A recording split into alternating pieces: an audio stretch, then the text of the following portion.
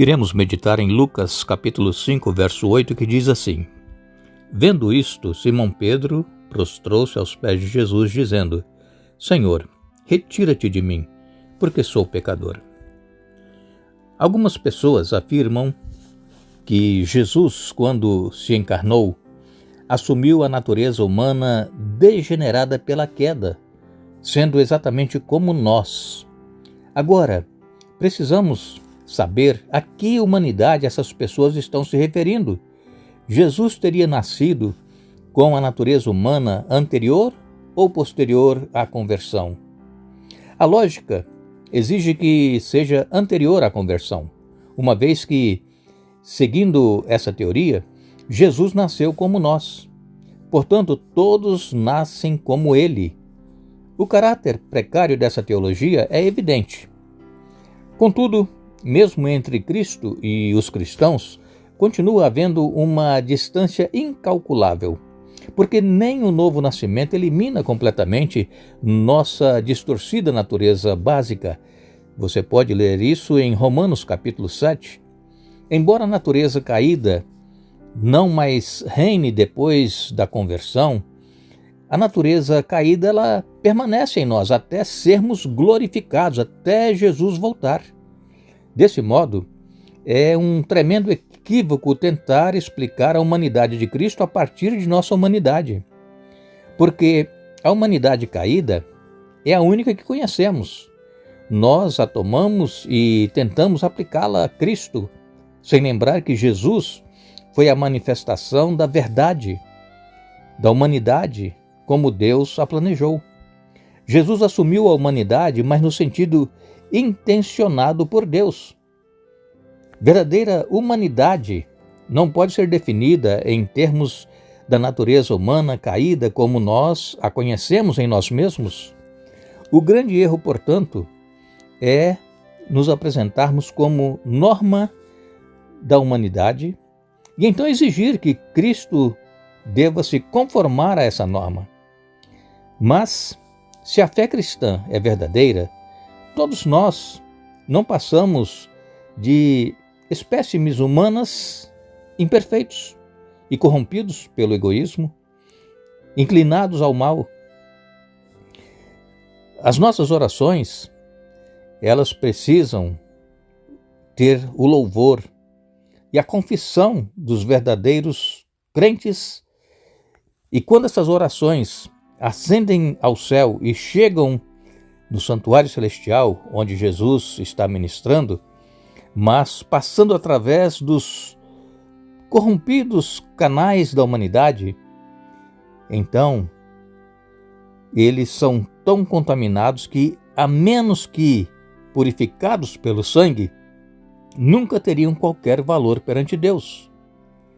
Isso significa que o melhor de nós ainda necessita de purificação pelo sangue.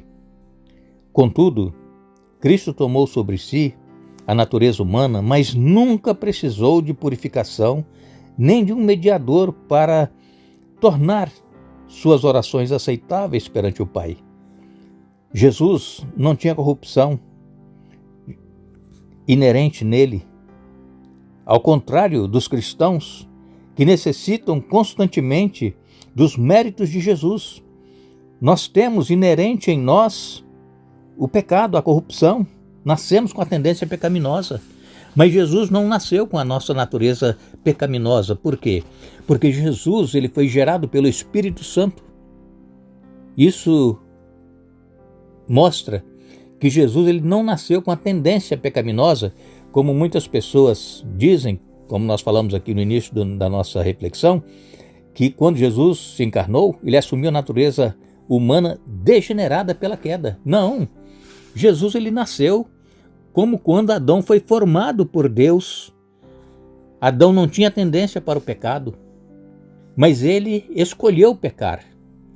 Jesus também foi tentado, assim como Adão e Eva foram tentados, Jesus também foi tentado, mas Jesus não pecou, nem por pensamento ele pecou.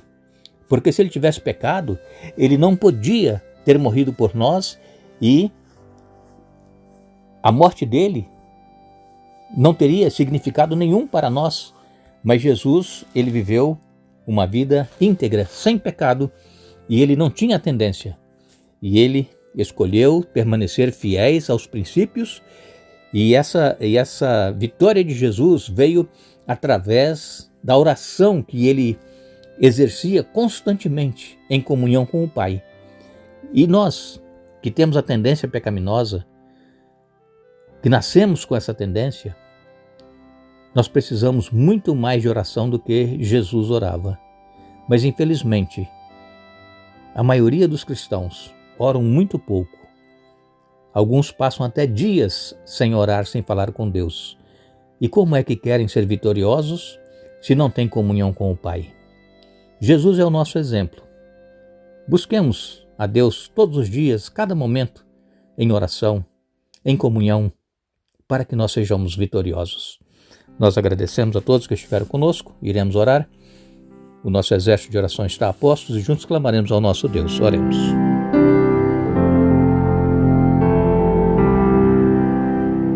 Santo Deus e Pai que estás nos céus, nós estamos mais uma vez diante da Tua presença. Queremos te agradecer por esta oportunidade que nos dás de falarmos contigo. Queremos agradecer pelo dia que nos foi dado, a proteção, os livramentos. Te agradecemos, Pai, porque Tu tens cuidado de cada um de nós, mesmo em meio a dificuldades, as provações que passamos, as lutas da vida que nós temos. Tu não nos abandonas, Tu sempre estás pronto a nos ajudar. O que nós precisamos, Pai, é ter mais comunhão contigo, é buscar mais a Tua presença em nossa vida através da oração, através do estudo da Bíblia, porque assim como Jesus venceu, nós também seremos vitoriosos pelos méritos de Jesus e não pelos nossos méritos. Mas para isso nós precisamos ter uma vida dedicada à oração e à comunhão, Pai. Ajuda-nos. Temos falhado neste ponto, Pai. Tenha misericórdia. Abençoa todos os que oram conosco, todos os que nos escrevem pedindo orações. Tu sabes, Pai, Tu conheces todos aqueles que estão num leito de dor, estão enfermos. Todos aqueles, Pai, que estão passando por problemas de envolvimento com coisas ilícitas, Pai, e tentam vencer esses problemas que têm. Ajuda, Pai, dê vitórias. Aqueles pais que oram pelos filhos, que as orações, Pai, sejam respondidas conforme a Tua santa vontade, que cada pai, cada mãe não perca a confiança em Ti, não desanimem, mas que perseverem continuando orando pelos filhos para que sejam também libertos e salvos, Pai. Todos os que têm causas na justiça, processos e também pedidos de aposentadoria, todos aqueles, Pai, que pedem para que oremos porque estão fracos na fé, que busquem mais a Ti e sejam fortalecidos, Pai. Nós confiamos em Ti e nós sabemos que Tu estás olhando para cada um de nós e sabes exatamente o que nós estamos precisando e sabes exatamente o que vai no nosso coração e a fé que nós temos em Ti. Conceda-nos, pois, Pai, as bênçãos conforme a Tua santa vontade, em nome de Jesus. Amém.